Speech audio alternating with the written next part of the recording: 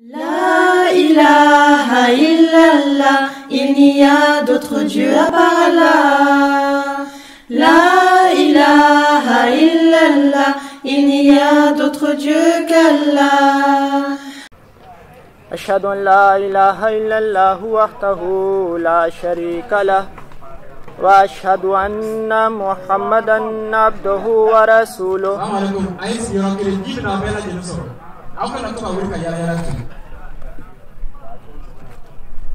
أما بعد فأعوذ بالله من الشيطان الرجيم.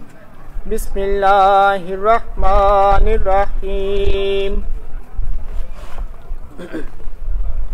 Le 23 mars 1889 a été un jour béni lorsque Noé de l'époque, sous le commandement divin pour la protection de l'homme, a construit un bateau. Il a invité l'humanité d'y embarquer. Au début, 40 personnes ont embarqué le bateau. De nos jours, ce sont des millions de passagers qui l'empruntent. Enfin, je parle de la fondation de la communauté islamique Ahmadiyya. Le Messie promis à l'Islam a écrit le 12 janvier 1889 les 10 conditions de la Baya. Il annonça que les initiés doivent promettre de respecter ces conditions. Par la grâce d'Allah, chaque Ahmadi essaye de les mettre en pratique. Quelle est notre responsabilité vis-à-vis de la Baya? C'est sans doute de la respecter. Mais il nous faut bien connaître ces conditions pour les mettre en pratique dans de bonnes manières. Ainsi, les Ahmadis qui ont oublié ces conditions, pour une raison ou une autre, doivent les réaliser. Pour ce faire, une lecture lente de ces conditions ne doit pas excéder 5 minutes. Lorsqu'on lit ces conditions, on trouve la première ainsi: de s'abstenir du shirk, attribuer des associés à Allah, jusqu'au jour de sa mort. Le temps faisant défaut, je ne pourrai que parler brièvement de cette première condition de la Baya. Chers auditeurs, l'homme a des conceptions différentes par rapport à Dieu. Deux d'entre elles sont à l'extrême. La première est l'athéisme, qui est le refus de l'existence de Dieu. Le deuxième est le polythéisme ou l'idolâtrie, qui est la croyance en de multiples dieux. Ainsi, mon thème du jour porte sur l'idolâtrie et ses diverses formes, les arguments coraniques et logiques contre l'idolâtrie et les désavantages de l'idolâtrie. Dieu dit Wa'budullaha wa la tushriku bihi shay'a, et adorez Allah et ne lui associez rien. Coran chapitre 4 verset 37. Le saint prophète sallallahu alayhi wa sallam a dit: La tushrik billahi shay'a wa in kutirta aw hurrikta. N'associe rien à Allah, même si l'on te tue ou te brûle. Sahih al-Adab al-Mufrad de l'imam al-Bukhari. Qu'est-ce que l'idolâtrie? Dans la langue arabe, il y a un proverbe qui dit Al-ashya'u tu'rafu bi azdadiha. Cela veut dire que les choses sont connues par leurs antonymes. De ce fait, si on connaît l'unicité de Dieu, on peut facilement comprendre l'idolâtrie. L'unicité veut dire qu'il n'y a que l'existence d'un seul Dieu. Il n'a son pareil ni à son être, ni à ses attributs. Il n'a pas du tout son équivalent. C'est dans ce sens que l'idolâtrie s'oppose à l'unicité. Donc, l'idolâtrie signifie la croyance en une diversité de dieux. En d'autres termes, c'est croire que Dieu a des associés, même s'ils sont 2, 3 ou des milliers. Chaque envoyé de Dieu refuse l'adoration devant la création et établit l'adoration devant le Créateur. Le message principal de chaque prophète était la ilaha illallah, qu'il n'y a qu'un seul Dieu. Chers auditeurs, les Mécois croyaient à la fois en Allah et en beaucoup d'autres dieux. Le saint prophète sallallahu alayhi wa sallam annonçant devant eux la ilaha illallah, qu'il n'y a pas de Dieu excepté Allah, ils étaient étonnés que comment pouvaient-ils transformer beaucoup de dieux en un seul Dieu. Le Saint-Coran mentionne leur étonnement dans le verset suivant. Aja'al al-alihata ilahun wahida inna hadha la shay'un ujab. A-t-il transformé tous les dieux en un seul Dieu? Ceci est en vérité une chose étonnante. Chapitre 38, verset 6. Chers auditeurs, est-ce que cela n'étonne pas que lorsque une pierre et un bois pèsent 1000 kilos et font partie de la colline et de la forêt, à ce moment-là, ils ne sont pas de Dieu.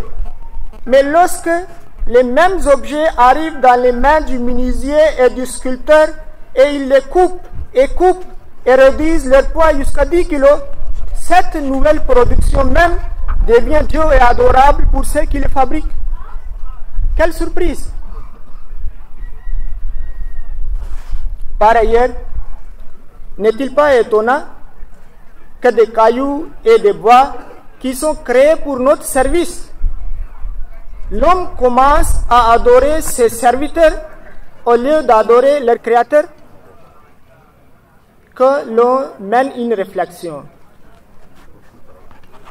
Une fois, Hazrat Abraham alayhi salam, dans son enfance, était allé à la boutique de son oncle qui faisait du commerce des idoles.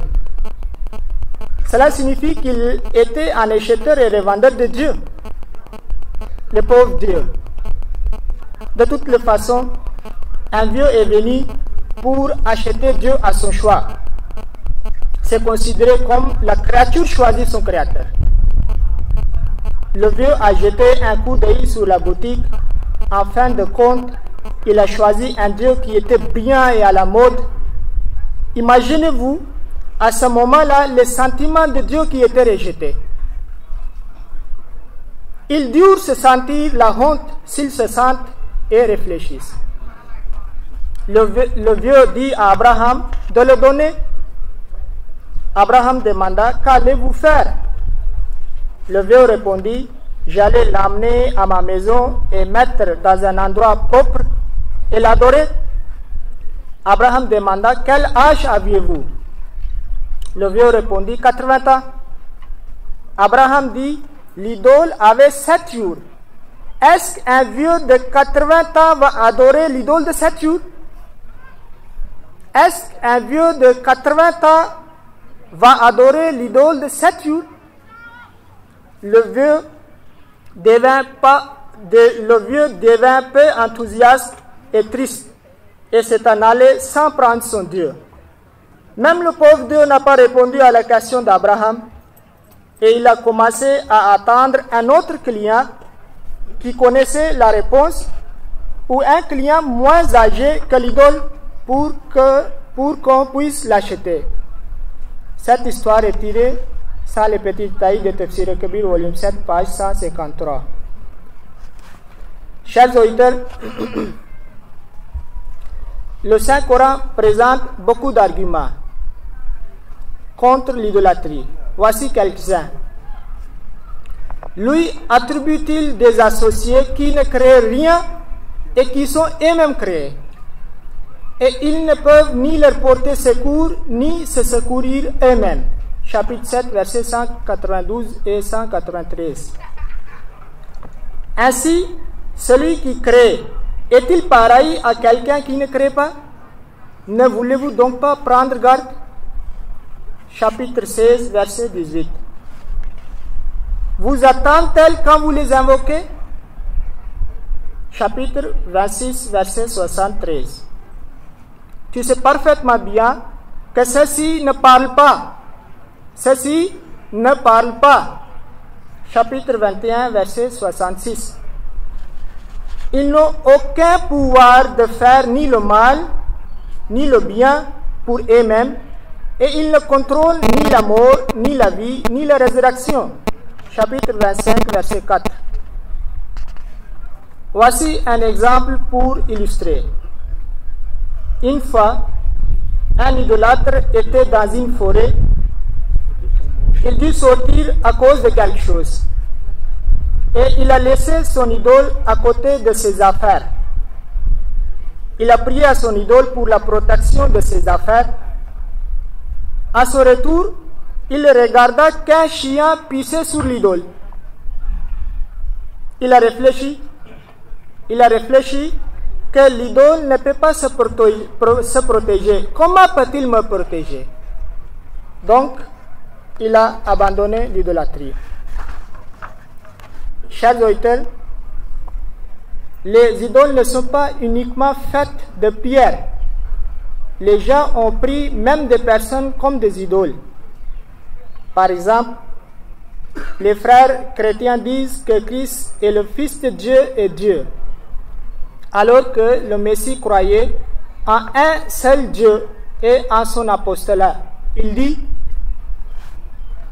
ceci signifie la vie éternelle, qu'ils apprennent à te connaître toi, le seul vrai Dieu, et celui que tu as envoyé, Jésus-Christ. Jean 17, verset 3. Selon cette référence, la procuration de la vie éternelle est attachée à la déclaration de l'unicité de Dieu et à l'apostolat de Jésus-Christ. Autrement dit, que ceux qui croient en plus qu'un Dieu et donnent au Jésus un statut plus élevé que l'apostolat sont loin de la vie éternelle selon ce verset biblique. Chers auditeurs, vous venez d'écouter les exemples de l'idolâtrie manifeste. Il y a aussi beaucoup de formes de l'idolâtrie cachée. Par exemple, suivre ses désirs mondains jusqu'au degré de l'adoration. Le Saint-Coran dit: Ara'aïta man ittakhadha ilahahu hawa. As-tu vu celui qui prend sa passion pour son Dieu?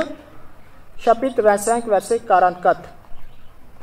Si quelqu'un tout le temps suit ses passions, tout le temps il pense et planifie, dépense et souffrit pour leur réalisation, mais il oublie son Dieu, et il ne trouve pas le temps pour penser à lui et pour son adoration, et il ne dépense pas dans le chemin de Dieu à cause de la pensée de ses besoins ou de la peur de devenir pauvre, ou il dépense à contre-cœur avec l'avarice. Dans toutes ces conditions-là, il prend ses désirs comme ses dieux. Donc, c'est une forme de l'idolâtrie. Chers auditeurs, dépendre entièrement sur les moyens matériels constitue aussi une forme du shirk. Le Saint-Coran dit: وَلَا تَقُولَنَّ لِشَيْءٍ إِنِّي فَاعِلٌ ذَلِكَ غَدًا إِلَّا أَن يَشَاءَ اللَّهُ. Et ne dis pas de quoi que ce soit. Et ne dis pas de quoi que ce soit, certainement je vais le faire demain, à moins qu'Allah le veuille. Chapitre 18, versets 24 et 25. Ce verset indique une forme cachée du shirk. Certains gens, au lieu de mettre la confiance absolue en Dieu, ils placent leur confiance sur leur intelligence, leur connaissance, leur puissance, leur richesse, leurs tribus, etc. Ils pensent qu'ils pourront faire en présence de leurs moyens tout ce qu'ils voudront. Et ils ne considèrent pas l'invocation de l'aide divine. Voici un exemple. Une fois, un villageois voulait payer un âne. Le jour du marché des ânes est arrivé. Il est sorti pour le marché sans considérer Dieu.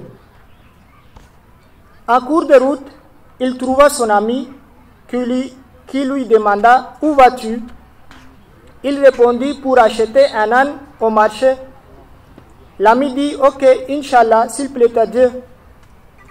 Le villageois s'énerva et dit « J'ai mon argent dans ma poche, l'âne est au marché, j'ai le désir d'en acheter et je vais au marché pour cela. Quelle est la nécessité de dire Inch'Allah, s'il plaît à Dieu » Au marché, le voleur a fait les poches du villageois sans qu'il ne soit au courant. Le villageois a visité le marché pour chercher un âne à son choix. En fin de compte, il en trouve. Le marché est conclu. Il met sa main dans sa poche pour faire sortir de l'argent, mais à sa grande surprise, la poche est vide. Il baisse sa tête et retourne au village sans l'âne. Arrivé au village, son ami lui demande de l'âne, même ami. Le villageois répond ainsi. Écoutez la réponse du villageois. Le villageois répond ainsi. Inch'Allah, s'il plaît te Dieu, j'étais parti au marché. Inch'Allah, s'il plaît te Dieu, on a volé mon argent. Inch'Allah, s'il plaît te Dieu, je n'ai pas pu acheter l'âne. Et à cause de cela, Inch'Allah, s'il plaît te Dieu, je suis rentré chez moi sans l'âne. C'est ainsi que le villageois a compris que les moyens ne sont pas Dieu. Que les moyens ne sont pas Dieu. Hazrat Maulvi Nuruddin, Raziyallahu ta'ala anhu, le premier calife du Messie premier à l'Islam, dit: placer la confiance sur son diplôme ou certificat est une forme de l'idolâtrie. Une fois, un homme se vantait de son diplôme devant moi. J'avais aussi un diplôme. Je le pris et déchira devant lui. Haqa'iqul Furqan, volume 2, page 26. Le saint prophète sallallahu alayhi wa sallam a dit: Inna yasira riya et shirkun. L'ostentation est shirk, même si c'est un peu. Ibn Majah, Kitabul Fitan, Bab Manturja lahu salama min al-Fitan. Comment l'ostentation est une forme de l'idolâtrie? Il illustre: Ashirkul khafiyu an yakum ar-rajulu yusalli fayuzayyinu salatahu lima jara min nazar rajul.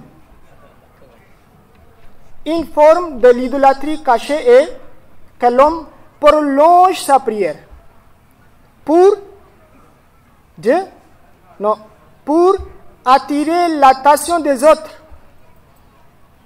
Ibn Majah, Kitab az-Zuhd, Bab ar-Riya wa Summa. Enfin, les œuvres ostentatoires sont faites pour les gens et l'objectif fixé est l'appréciation des gens pour se faire appeler un grand pieux. Et parce que l'intention est le plaisir des gens au lieu du plaisir de Dieu. Donc, même s'il y a une bonne œuvre, c'est rejeté chez Dieu. Et en préférant le plaisir des gens au plaisir de Dieu, il commet le shirk. Le cinquième calife du Messie premier à l'Islam, en expliquant les diverses formes du shirk, dit: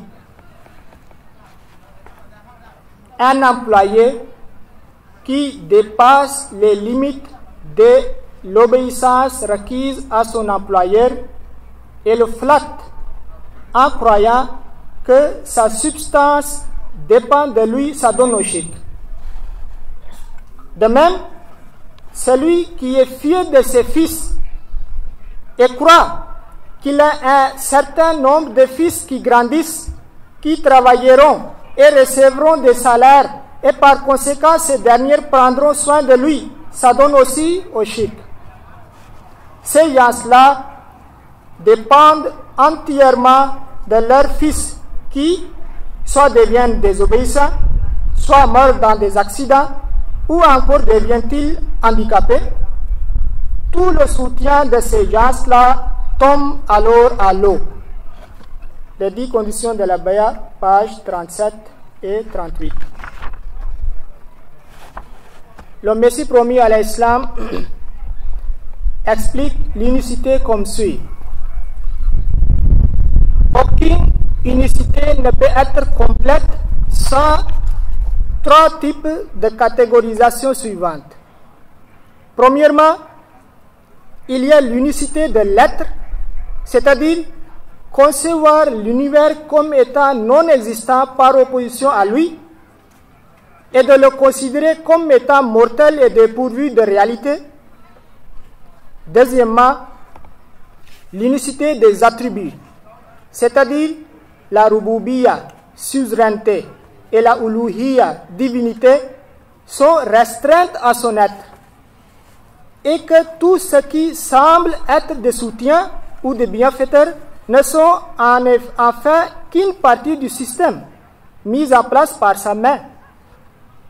Troisièmement, l'unicité de l'amour, de la sincérité et de la dévotion, c'est-à-dire ne considérer personne comme associé à Dieu par rapport à l'amour et à l'adoration et se perdre entièrement à lui. La réponse de 4 questions de Sirajuddin, page 24. Jusqu'ici, on a compris que la première condition de la Baya est de s'abstenir de l'idolâtrie. Le Saint-Coran et le Saint-Prophète sallallahu alayhi wa sallam interdisent d'attribuer des partenaires à Dieu. Et le shirk a beaucoup de formes comme l'ostentation, la mise de toute sa confiance sur les moyens mondains, etc. Chers auditeurs, quelqu'un peut penser que si les idoles et les personnes ne peuvent pas être Dieu, que si les idoles et les personnes ne peuvent pas être Dieu, mais peut-être il y a d'autres êtres qui soient les associés à Dieu. La question se pose, est-ce que ces êtres ont proclamé leur divinité? S'ils n'en ont pas, donc on n'a pas besoin de les mettre à la place de divinité. Dieu n'a pas aussi dit que j'ai pris mes associés, donc il faut les adorer également. Enfin, Dieu dit le contraire. Il dit لَوْ كَانَ فِيهِمَا آلِهَةٌ إِلَّا اللَّهُ لَفَسَدَتَا. S'il y avait eu dans des cieux, au ciel et sur terre, des dieux autres qu'Allah, alors sûrement les deux auraient fini dans le chaos. Coran chapitre 21, verset 23.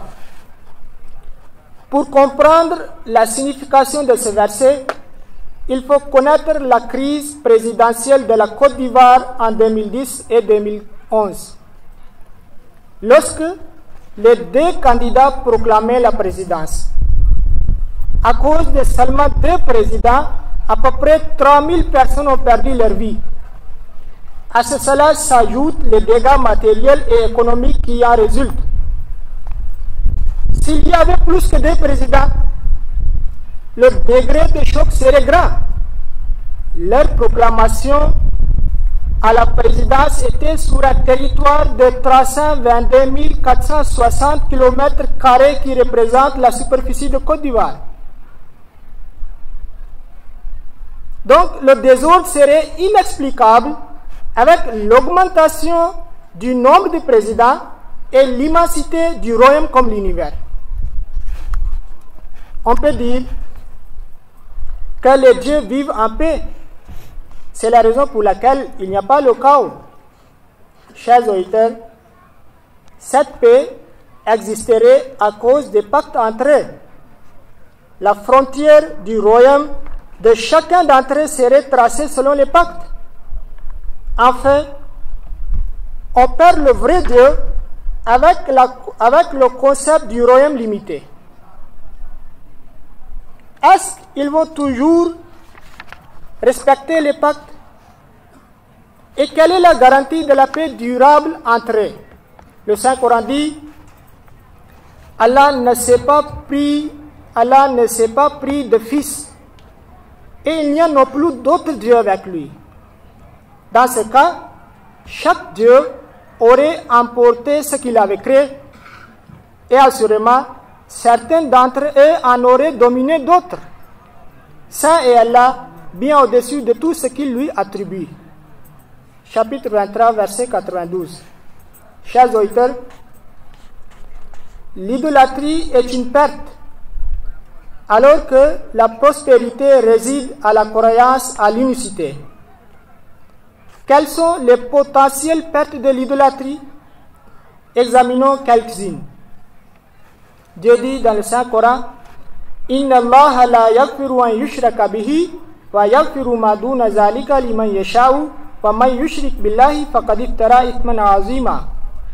Assurément, Allah ne pardonnera pas qu'on lui donne des associés, mais en dehors de cela, il pardonnera à qui il veut.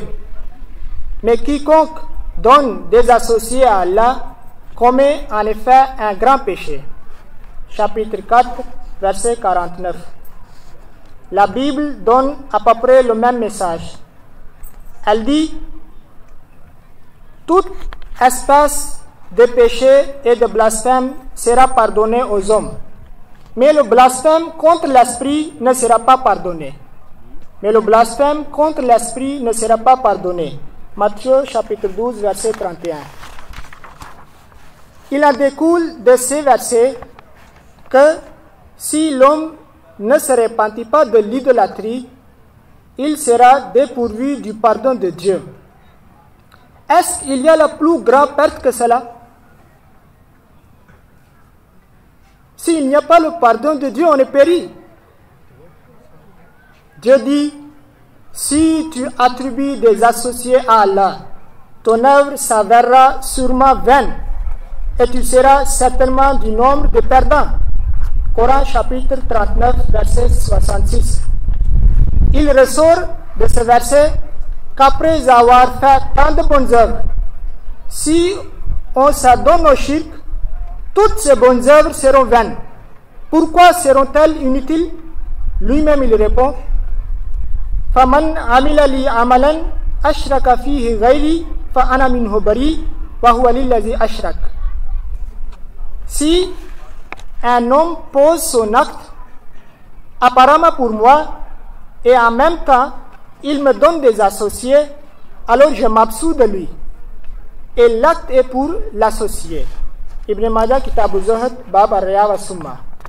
Ceci pour dire que l'idolâtre fait des actes pour satisfaire l'associé.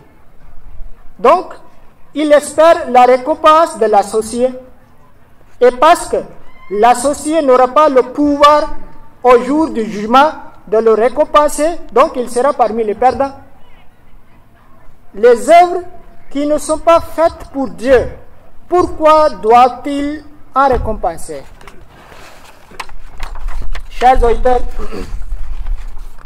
souvent on doit réfléchir que dans toute l'histoire de l'humanité, le polythéisme et ses forces n'ont jamais vaincu les prophètes de Dieu. Chaque fois que Dieu crée une communauté monothéiste, les idolâtres s'opposent à elle. Et les communautés des prophètes, malgré leur faiblesse, face aux persécutions, ont toujours fini par vaincre l'ennemi sur tous les plans. Dans cette perspective historique, qui peut vouloir joindre le camp des polythéistes? Je pense qu'il n'y a personne qui s'engage parmi les intelligents. Chers auditeurs, aujourd'hui, on a parlé du shirk. Les Ahmadis, à travers la bayat du Messie promis à l'Islam, ont conclu un pacte avec Dieu qu'ils ne s'adonneront jamais à l'idolâtrie de toute forme, jusqu'à leur mort. Dieu dit par rapport à la bayat, alors quiconque viole son serment ne le viole qu'à son détriment. Et quiconque reste fidèle au pacte qu'il a fait avec Allah, il lui accordera sûrement une très grande récompense. Coran chapitre 48 verset 11. Que Dieu nous donne la force d'éviter l'idolâtrie en toutes ses formes et de s'attacher toujours à un seul véritable Dieu. Wa akhiru da'wana anil hamdulillahi rabbil alamin. La ilaha illallah, il n'y a d'autre Dieu à part Allah. La ilaha illallah, il n'y a